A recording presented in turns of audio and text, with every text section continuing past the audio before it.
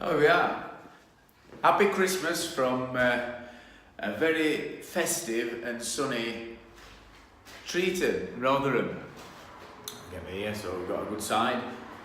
I did a video earlier on in the week, and it was Monday when we started this job, damp proofing all the way through, and we quoted for damp proofing walls, different systems for replastering once we knocked it off, and then get a quote for re-skimming walls to the top. So everything's been prepped. It's Thursday now, and we'll sort of have this room skimmed. I'm just waiting for this finish to go off. It's hanging a bit.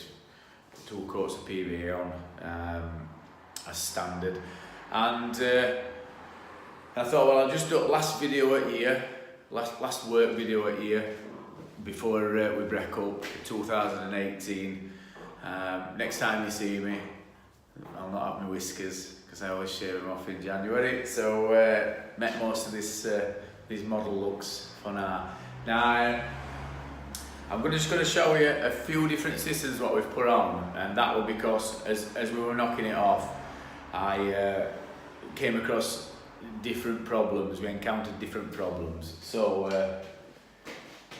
most of the walls we've drilled and injected, and we've put limelight on, which is renderlight, which is limelight, renderlight sovereigns, backing plaster that limelight make, and then they repackage it as their own, as does Peter Cox with Safeguard stuff. So it's same stuff, but made by big companies. So this wall's got keep calling it limelight, renderlight on it, up to a metre. That bay has got it. Now on these internal walls, we just did fast system because it could take a board. It was easier just to stick them on with acrylic. So that were a different system that went on there. And on this wall, what happened is we hacked off, and if you look at photos that I've put on our Facebook and Instagram, when I took plaster off here, all bricks dropped out, and there were a massive void on inside, and we have took door out, there were a void all the way around. So and then I hacked off at the bottom there, and it's a stone wall. What I didn't want were all wall to collapse, because halfway across were breeze block. The block something up or done something. So we got, there were like a thin layer of render that we're on. So we got that thin layer of render on, the rest were like bell metal. So I decided to put dry flex on that. So that dry flex is a waterproof membrane made by Safeguard. So that went all the way across, and we were hacked off at bottom. We drilled and injected a new damp proof course, and then bottom bit we put Natsem 35 on bottom, and then this waterproof system, which is a thin layer that could go on. So that's gone on there, and it's all going to get skimmed in. So that was like sort of thinking on job. Now this chimney breast all the way around, well, that's a timber studding, but up to here, we've put a waterproof system on because there's all infill bricks. Original fireplace came over here. You had a leg and then a thing that went across and then back down. It's been infilled with these bricks to accommodate a boiler at some point. Back boiler. Now they took all that out, but she's going to put a electric fire in, not a gas one. And there's still no damp proof membrane at the bottom of that. So you get lateral moisture, so you have to put a waterproof system on. Now, Natsem's easiest to put on because you can put it on in one application. It's set in half an hour, and you can skim it in an hour. Other way to do it is sand and cement on it and a waterproof slurry, polymodified waterproof slurry goes on, and then either limelight or skim over the top of that, or dry line it.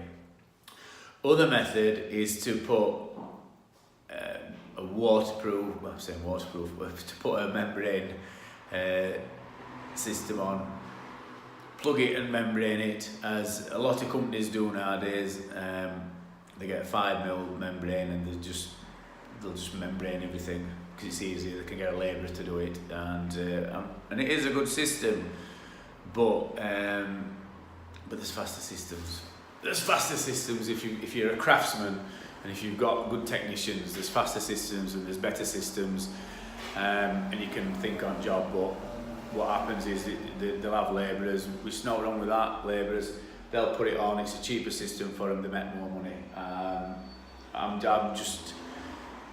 I just can't see point in putting that on and then a plasterboard on top when you're plugging and drilling, when you can do that system where you can just stick a plasterboard, you can put salt neutraliser on, and you can stick a plasterboard on with acrylic, and it'll fit better than having a 5mm membrane and then a 9.5 or a 12.5mm plasterboard on top of that, with sealable plugs. It's a big expense for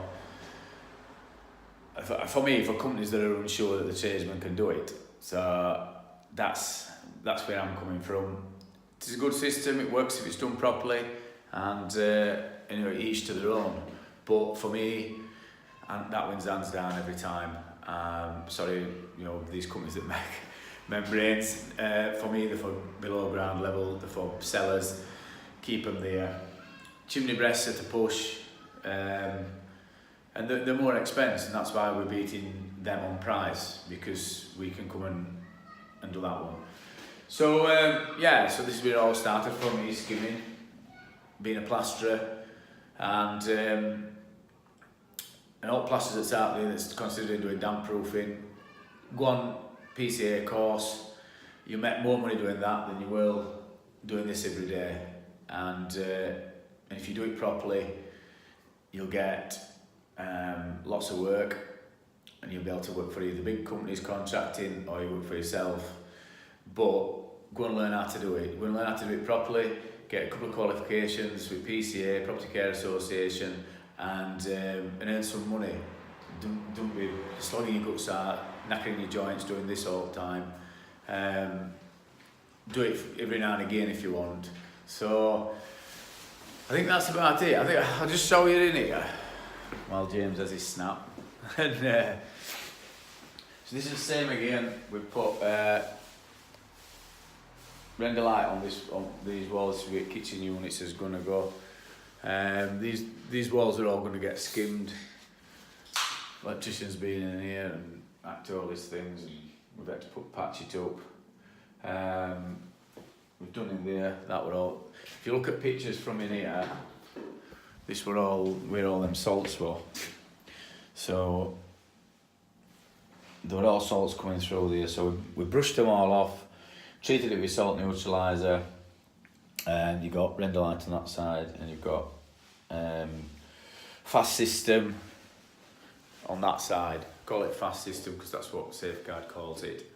We've done chasers for her. We're going to skim walls to the ceiling.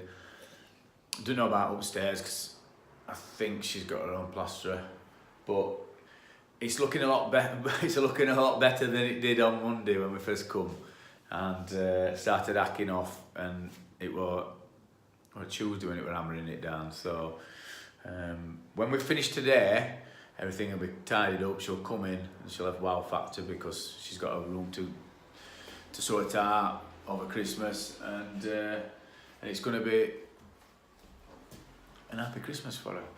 So all I've got left to say is happy Christmas from All Dry Damp Proofing, and we'll see you in New Year, and I'll have a few more videos for you. And if you've got any questions, email me and I'll try and answer them for you. If you want to be critical, and I'll try and answer them questions for you.